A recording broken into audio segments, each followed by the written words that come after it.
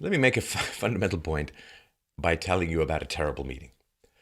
So, I'm 27 years old. I finished my master's degree and I've co founded a software company which automated a bunch of environmental assessments of the ground, of land. Now, there's a company A, that said to people who wanted to do these audits, if you use Steph's software, we'll give you a 40% reduction in the price of these audits because it's automated, right? That's company A. I'm in a meeting with company B who's trying to sell the same services in conjunction with my software. And I'm so used to, as I was the chief technical officer and I did a lot of sales as well. I'm so used to making the value proposition with company A. Oh, they'll give you a 40% reduction if you use our software. But I'm sitting in the meeting with company B. Oh, terrible. Sometimes you're on autopilot in life. And, people say, hey, how you doing? And you say, fine, even if you've got a splitting headache or, you're just kind of on autopilot. And it's important to fight that. We don't want to be robotic that way, but, it happens. So I'm on this autopilot. I was kind of tired. I've been up all night coding the software.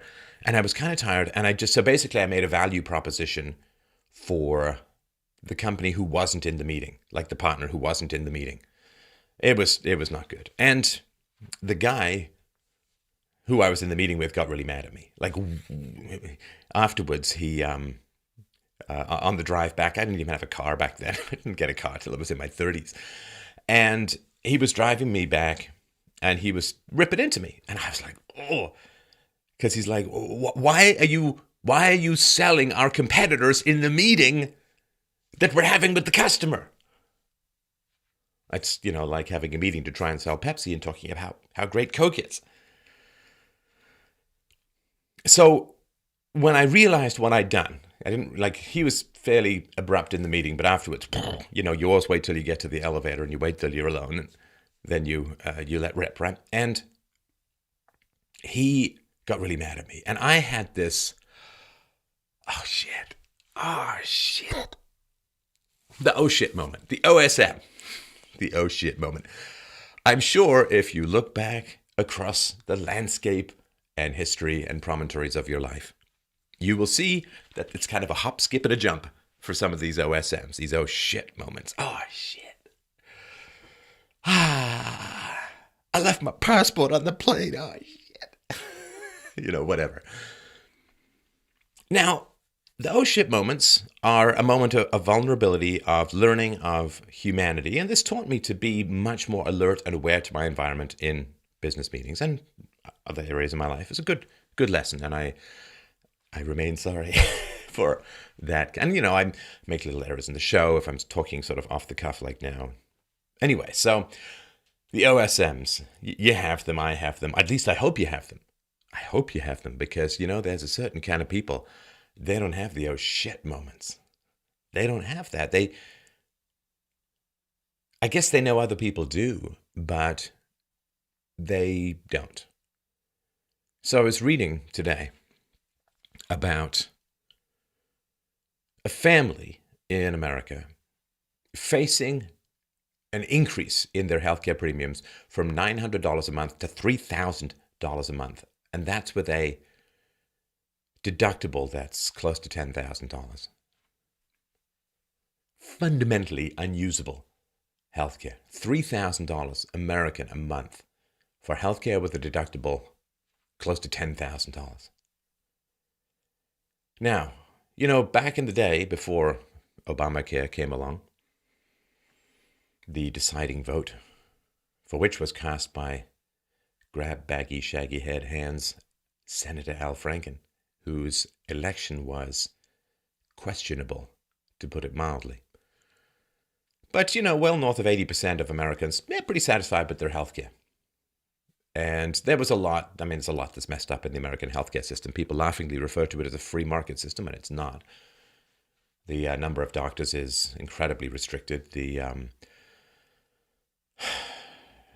fact that your healthcare is so often tied into your job is terrible and a result of World War II policies, believe it or not. They said you couldn't give wage increases to lure workers, so companies just offered free, like they offered to take over healthcare burdens instead, like healthcare insurance costs, and that sort of stuck. So then because people move jobs, you then can no longer deny people with pre-existing conditions. Because you can't deny people with pre-existing conditions in the healthcare insurance market, most people just wait till they get sick and then apply for healthcare.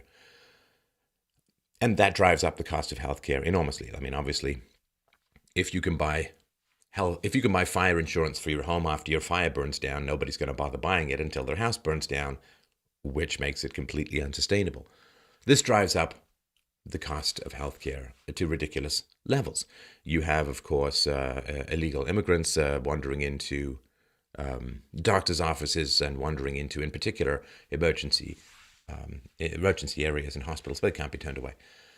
And this and a huge clusterfuck of other things, like the fact that the government will pay you extra in support benefits if your child is disabled in some manner, and then you have this imaginary disease called ADHD and all this kind of crap, for which you can then pump the kids full of drugs. The government pays for the drugs and will also pay the parents to put the drugs in the children, which I guess is a whole lot better than reforming, say, for instance, the horrifying prison-like hellscape of government schools.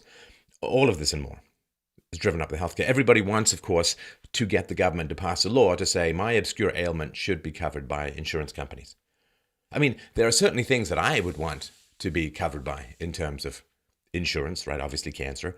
I have no fear of heart disease. I'm very robust. I work out like 5 days a week. So I have no fear of that. I have no fear of diabetes. I'm a good weight and my cholesterol is right where it needs to be. And there's lots of things I don't particularly worry about, and I would check those off. I wouldn't want to be covered for those things. I'm really not that worried about diabetes. I don't want any coverage for psychotropic drugs. I don't want any coverage for the hellish, to me, body, brain, and soul poison of psych meds. I wouldn't want anything for that. So you should be able to pick and choose based upon your lifestyle. And I remember when I got insurance as an executive in the software field, when we needed to have insurance, the executives to make sure if a plane went down that the replacement costs would be covered. And, they grilled me. And they took blood samples and asked me 6 different questions. I thought they were going to send up tiny Isaac Asimov characters with spelunking and flashlight up my butt. Sadly, that didn't happen. But one day. So, I mean, your lifestyle should, healthcare. 70% of healthcare issues, of illnesses and ailments, are lifestyle related. In other words, you do things that cause them to happen, like you take up extreme sports, or you're overweight, or you don't exercise, or you sit while working, which is basically the same as smoking. There's a reason I stand. I had to sit down the other day to do some work for a couple of hours. I'm like, ugh, I feel like a mollusk. I feel like a question mark. So you should be able to manage your healthcare costs with lifestyle choices, or pay if you don't want to fulfill better lifestyle choices. But of course, when it comes to insurance, what people want to do is they want to say, well, my obscure ailment, I need the government to pass a law that it needs to be included in everyone's insurance so that you can basically socialize the cost of it. And not to mention, of course, the fact that FDA drug approval has become so ridiculous that experts have calculated that drugs which are perfectly legal in, say, Europe and save people's lives, but remain illegal in America due to massive regulatory overburdening. It's cost more than 5 million Americans' lives over the past couple of decades. Now, those lives ending, well, they're not paying taxes. These are not always old people, of course. They're not paying taxes. And all of the social investment in educating and raising and housing people, a lot of that. Well, certainly the human capital is vanished. The housing, I guess, remains. So when Obama was first talking about the Obamacare stuff, he was talking about, 30% reduction in premiums, you're going to get better health care for less money, and so on. And this is how it was sold. And that's how the American government took over 20% of the U.S. economy, basically. Now, when something is promised, like when you mess with people's health care, that's a big deal. That is a very, very big deal. When you're young and robust and bulletproof, as I was for most of my life, never really had an illness until I got a big one. Healthcare. I'm young. I don't need to floss. Floss. Well, actually, I've heard arguments to the contrary. But anyway, water picks are good. So you don't really think that much about healthcare, but you get past 50 and suddenly you become good friends with your optometrist and have to send your poop off somewhere in the mail.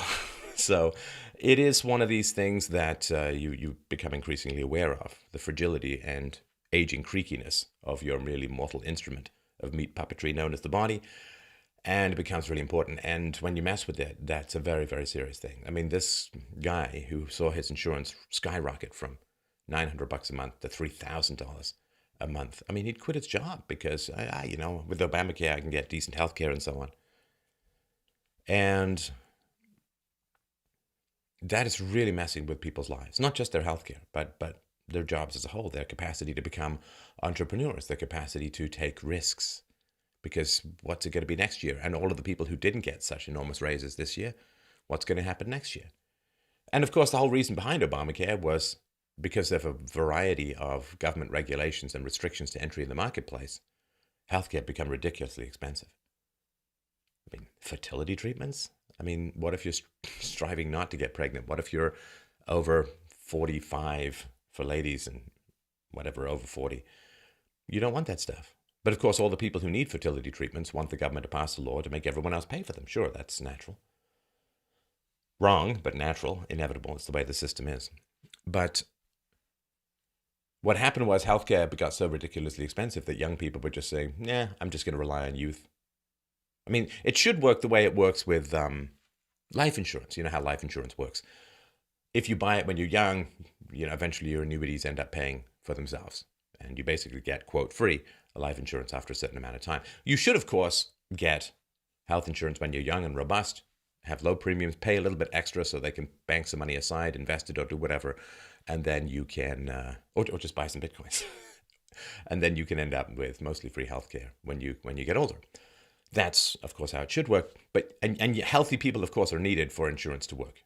For health insurance to work, you need healthy people. You need people who aren't currently consuming healthcare resources, of course, right? I mean, for fire insurance to work, you need people's houses to not burn down. It's kind of the way these logical things occur.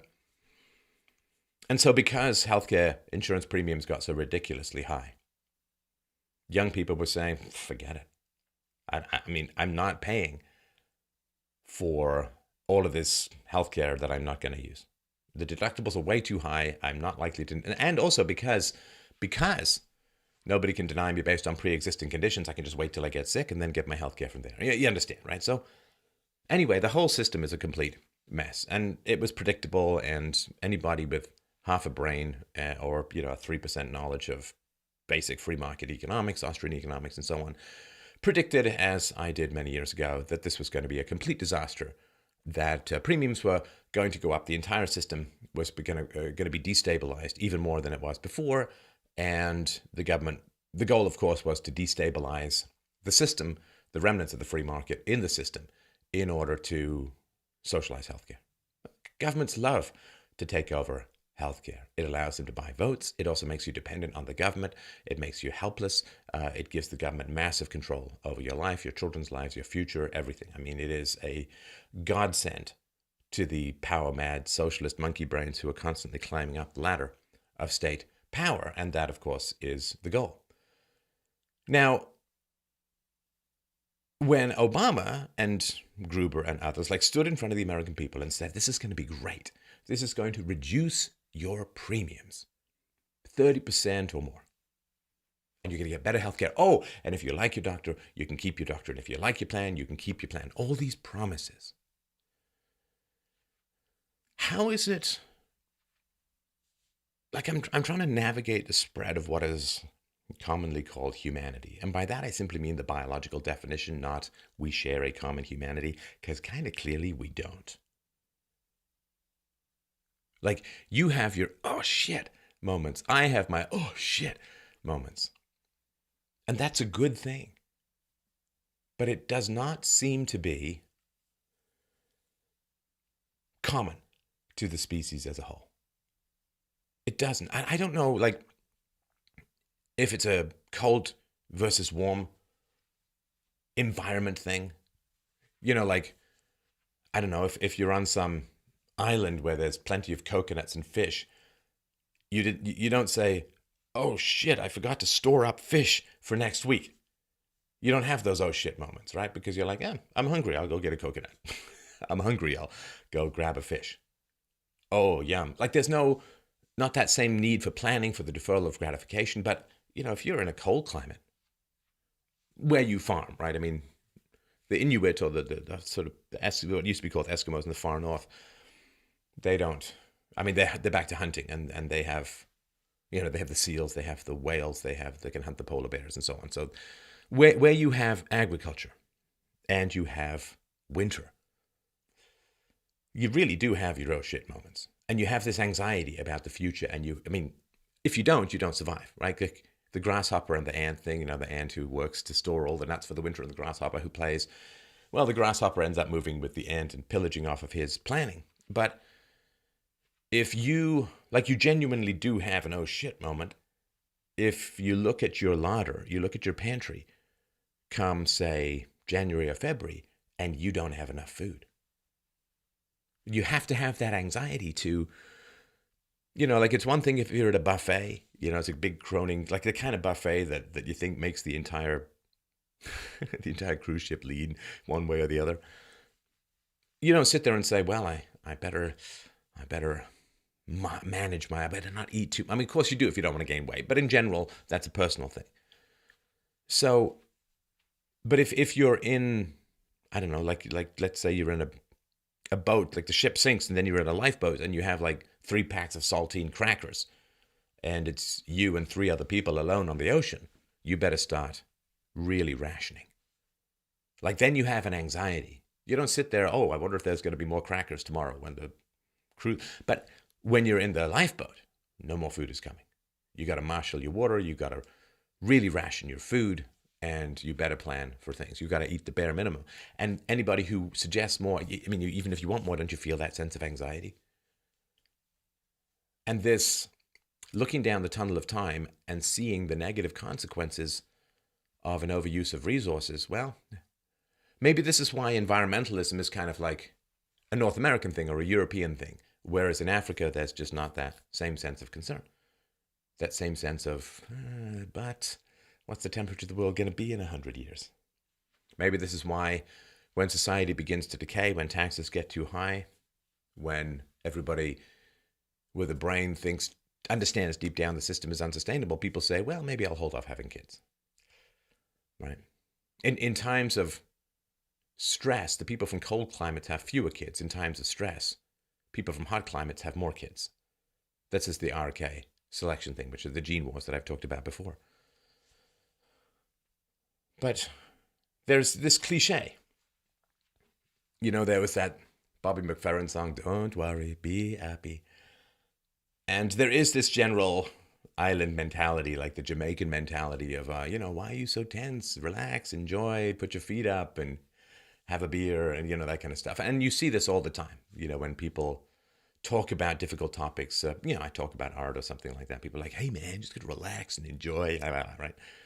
And yeah, there's plenty of time for relaxing and enjoying, but not if your ancestors evolved in a cold climate as farmers who had to deal with winter. Because then this, relax, enjoy, put your feet up, have a siesta, and so on. That makes perfect sense when it's 9,000 degrees outside and food is as easy as a stick and a thrust away. But when you do have to make it through the winter, then you better damn well have some anxiety. And you better look down through the tunnel of time, and you better learn how to not enjoy yourself in the moment. Because if you simply indulge yourself in the moment, you're going to starve to death over winter. Or even if you don't starve to death, you may have to lean on neighbors, friends, and family, and then you're going to experience negative social consequences. Oh shit, I really, really don't want to have to go and ask my brother-in-law for a bag of flour and 12 loaves of bread. because they're going to push back and say, why the hell didn't you plan? Why didn't you plan? So that kind of pushback is why you have the oh shit. Or even if you have enough food, but you have to not eat too much, like you maybe have half rations or whatever. Well, what this does, of course, is it means that your body is weakened, and that makes you more susceptible to disease, which, of course, when my ancestors were evolving, was a really big deal. So the oh shit, the anxiety, the looking down through the tunnel of time, the recognizing when things are sustainable and when things aren't sustainable, it's kind of like a cold temperature thing. It's kind of like a cold temperature thing. It's not that much a tropical thing. So when I look at sort of political leaders, the oh shit moments should be, I mean, just huge. Like, oh shit, I thought there were weapons of mass destruction in Iraq, so I authorized an invasion that destabilized the Middle East and killed hundreds of thousands of people. I mean, I felt pretty bad selling a competitor's product in a meeting with a partner. Oh shit. It bothered me for like 2 days. I mean, you think of your oh shit moments in life. Shit. I did this, or I did that, or I made this mistake, or I forgot that, or it is my anniversary, or whatever, right? So, for political leaders, it's just to me astounding that they don't have more of this kind of stuff. They seem to be peculiarly immune to it. How on earth, like Hillary Clinton, Barack Obama, authorizing the takedown of Syria, the takedown of Libya, unleashing a massive migrant crisis, threatening European civilization completely. If that's not an oh shit moment, I don't know what is. I fundamentally don't know what is. And the fact that politicians don't have these oh shit moments, like, does it bother them? Do they ever wake up at like 3 o'clock in the morning and say, shit, man, now you can buy a slave in the open markets in Libya for $400. You can buy a human being. That did not occur before I helped overthrow Gaddafi. Shit. Slavery is back in Libya. What a disaster. What have I wrought? What regrets do I have? They don't seem to have any. That's a weird thing. And I, like everyone, don't you wish you had that, the magic wand? Regrets. I've had a few, but you just, it's fine. Or, you had some way of sealing over the cognitive dissonance. When you feel the oh shit moment, it's kind of humiliating. It's kind of like, it's kind of easy to attack yourself, right? You have to put things in perspective. But don't you wish you didn't have it sometimes? Well, of course, your ancestors also did not want this feeling of discomfort. If they grew up in cold farming-based climates, they didn't want this feeling of discomfort. It's just that those who didn't have this feeling of discomfort died off. Brutal. Like the development of the oh shit moment is the result of tens or maybe even hundreds of thousands of years of evolutionary pressure on people who are like, don't worry, be happy. They're like stubborn to death in March. Because I remember there was a piece of graffiti. There were 2 pieces of graffiti. One that I remember. One was when I was a kid, when we were frightened of nuclear war. And it was in the bathroom stall in my junior high school. It was very memorable. It said, mutate now, before the post-war rush. I don't know who wrote it, but evil genius. And another one was, don't worry, be a dummy. He said, don't worry, be happy. Don't worry, be a dummy. We want to be happy, but for civilization to continue, we need to be anxious. We need to be cautious. We need to worry.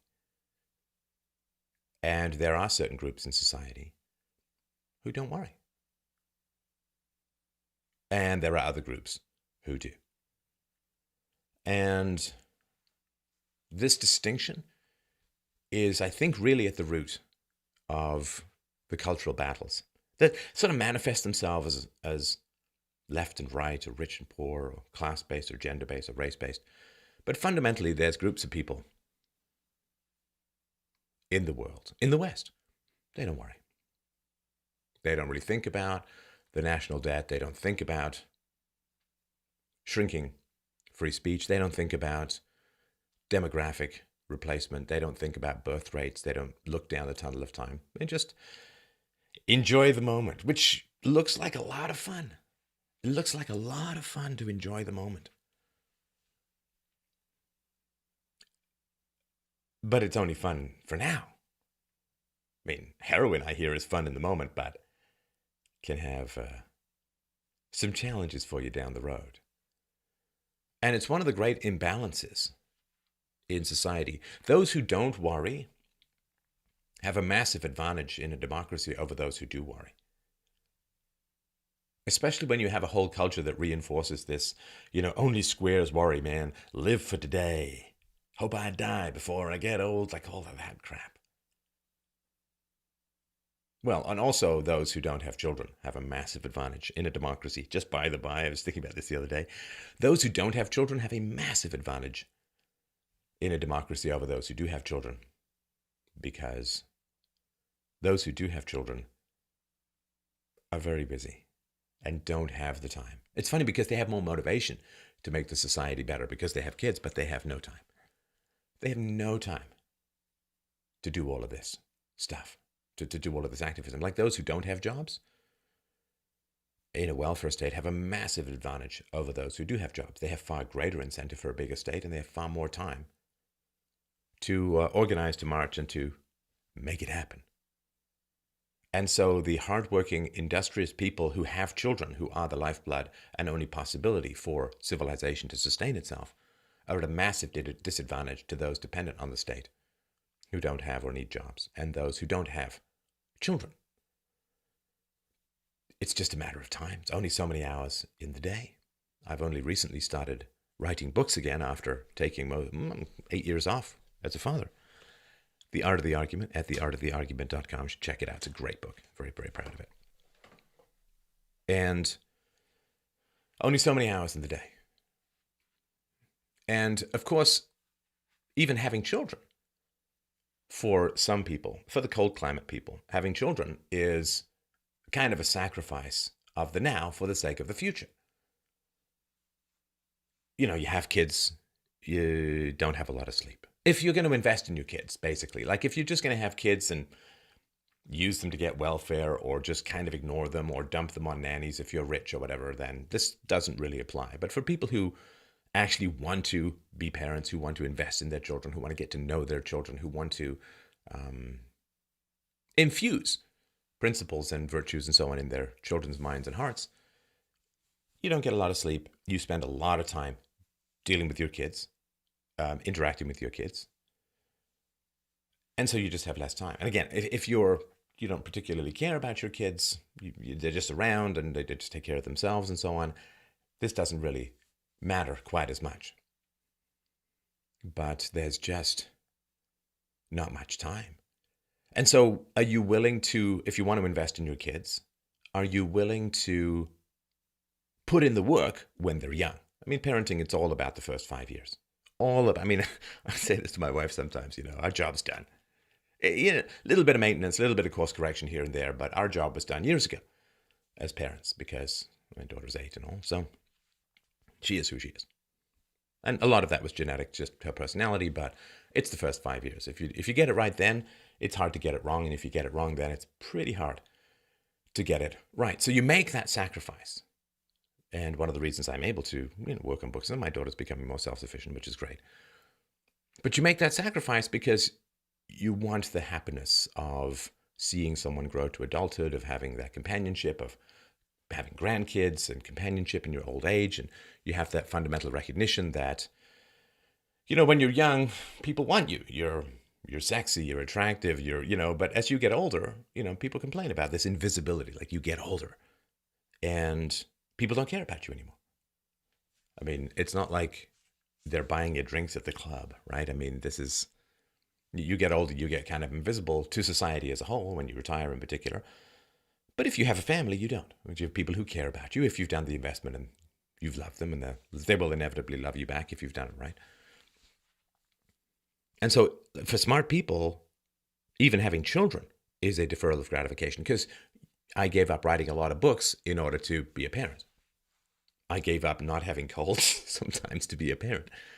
And so when you're smart, you give up even more to become a parent. You know, if some person of below average intelligence gives up a bunch of time, well, they've just given up, I don't know, maybe a bunch of TV or some video games or whatever. But I've actually given up writing probably 8 books to be a parent. It's a big deal. No regrets at all. No regrets at all. Books are books. People are people. So for smart people, when smart people give up having children, that's a sign, right? That's one of your big, that's the canary in the coal mine. That is your sign that your society is fundamentally fucked. People know fucking. Society is fucked.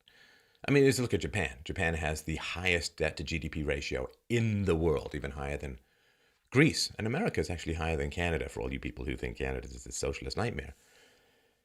Well, socialized healthcare, but not a big giant empire with 700 plus military bases overseas. So, although the demography is a challenge in Canada, to put it mildly. But if you look at Japan, you have a fundamentally unsustainable society, and the Japanese people, IQ-based, are one of the smartest groups in the world. Average IQs of like 105, 106, and so on. Very, very smart group of people. Well, because they came from the Siberian cold and winter, and you need a lot of intelligence, mathematics in many ways, to grow rice, which is why they have this great spatial reasoning as a whole, as an ethnicity. But the Japanese people stopped having sex, stopped having babies, to the point where Japanese politicians are just railing against the old people. It's like, when, and also they don't die, right? They have particular genes that resist the accumulation of fat, which is why Japanese people tend to be slender. It's not just the diet, it's also the genetics. And so they don't get fat, they don't smoke much, and so they live forever. And you've had this zombie economy for, what is it, a quarter of a century now, where they just keep piling more and more fiat currency into the ash heap of these zombie companies. They won't allow a market correction. They won't allow a course correction. And they certainly won't allow for the reduction of benefits to the aged. So you have this is, you look at the birth rate. When the birth rate for smart people starts to go down, that means that smart people are recognizing that there's going to be an environmental crisis, and the fewer children you have, the better. You understand? If there is a huge number of years of really, really cold weather or hard to farm in weather, birth rates will decline among smart people. Now, if there are environmental pressures in hot countries, your best survival strategy is to have more kids, not fewer. To just spray and pray, like do the frog rather than the wolf, as far as reproduction strategy goes. So this is one of these, society as a whole should have this, oh shit, moment. The moment that high IQ birth rates start to decline, that's your canary in the coal mine. That's your oh shit moment. When, okay, it's one of these things, I've been sort of toying with this idea that one of the reasons why Europeans stopped having babies was after 2 world wars. I think people thought, well, what's the point? Well, like, why would I invest all of this time, energy, emotion, and resources into raising a son who's going to get blown up, who's going to get shredded, who's going to get turned into a sealed carbon-based container for mustard gas, or turned into its original star shreds floating on a western breeze over a battlefield? Why would I bother? Or if I have a daughter, she will then grow up to love a man who will nod and smile and touch his cap and sing sea shanties as he's shipped off on a grey ship to be plowed under a foreign field in another country. Why? But there was, of course, a baby boom. And then there was a baby bust. Why? Why did people after the welfare state. People recognize that there's going to be significant economic dislocation coming. Smart people can see down that tunnel of time, and they're just having fewer kids. And rather than say, and this is decades ago, rather than say, oh shit, people are having fewer kids, we better fix society. Because the greatest resource, the two great resources in human society, number one is intelligence, raw genetic intelligence. And number two is empathy. Empathy is very, very tricky to develop. It requires 13 disparate parts of the human brain to end up working together. And it's, I think, virtually impossible to recreate if you don't get it when you're young. So you need empathy and you need intelligence.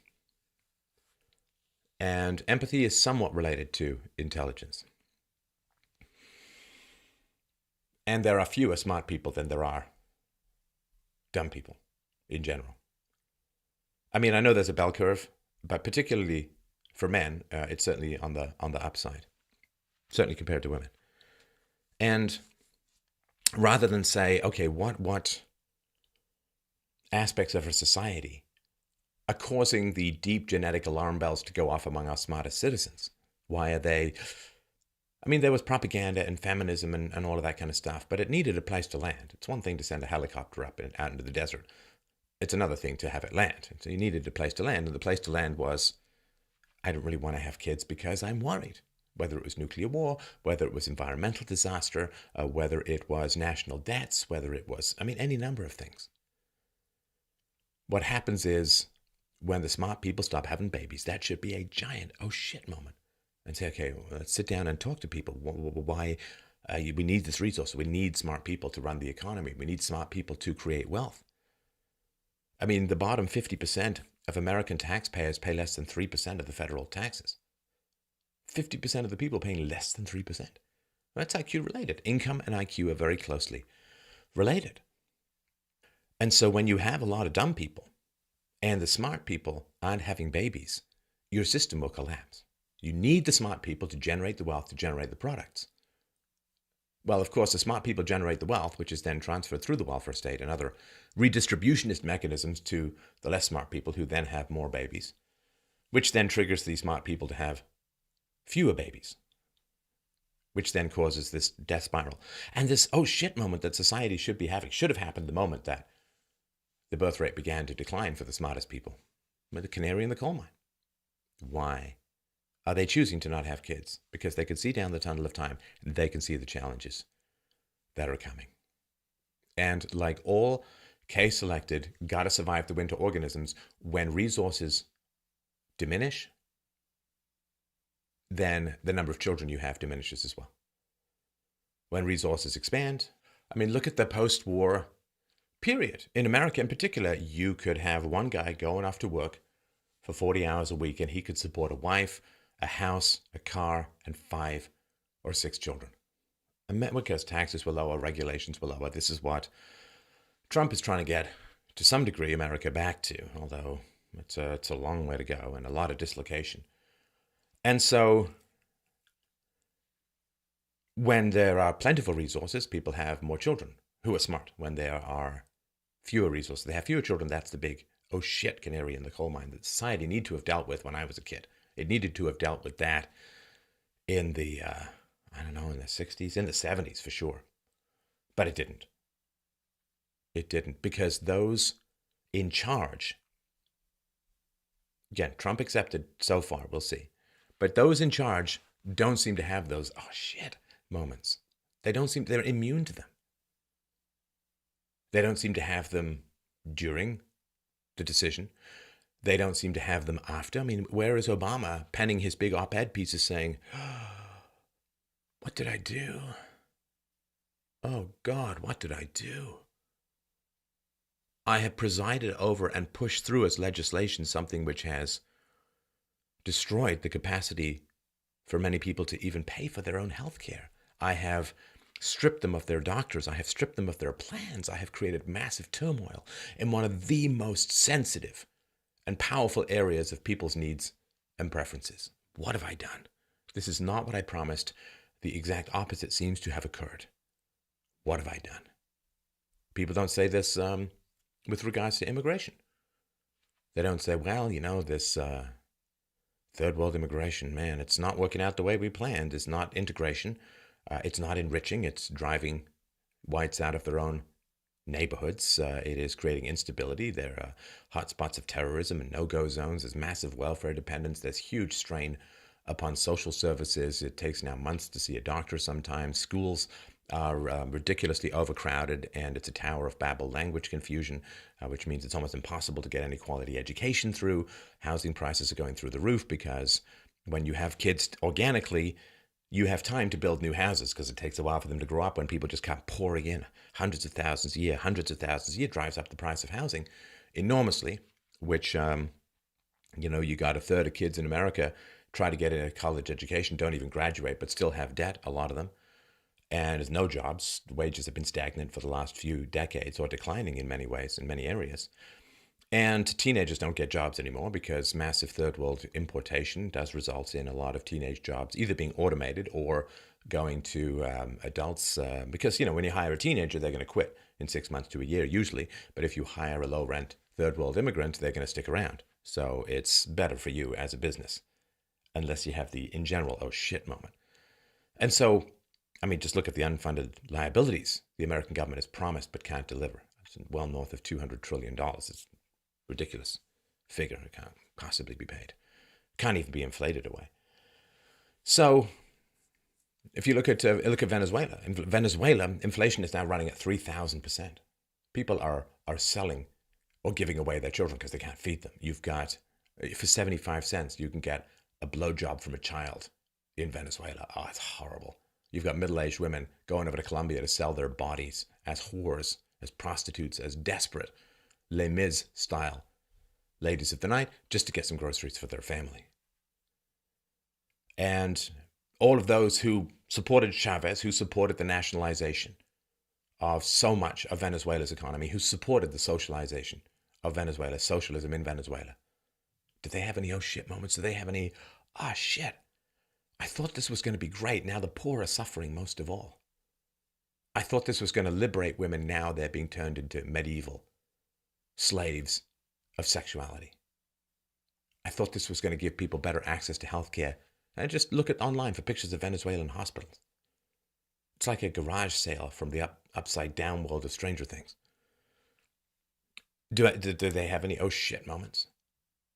Do the feminists who said we are aiming for female happiness, decade after decade after decade, women are getting more and more miserable. Now a quarter of middle-aged American women are on antidepressants, which I don't think work at all. They work the opposite. Do they have their oh shit moment? Do all the people who said, let's open up the floodgates to everyone to go to college, now you've got a bunch of people who can't reason their way out of a paper bag or argue their way out of a taxi, and free speech is dying and violence is increasing. Does anyone out there, other than us few, us sometimes happy few, does anyone out there have these oh shit moments? Anybody look back with shock and regret? The whole welfare state was supposed to eliminate poverty. There should be no poverty left. And now we have both entrenched poverty and deferred poverty because of the amount of debt. Debt is just deferred poverty.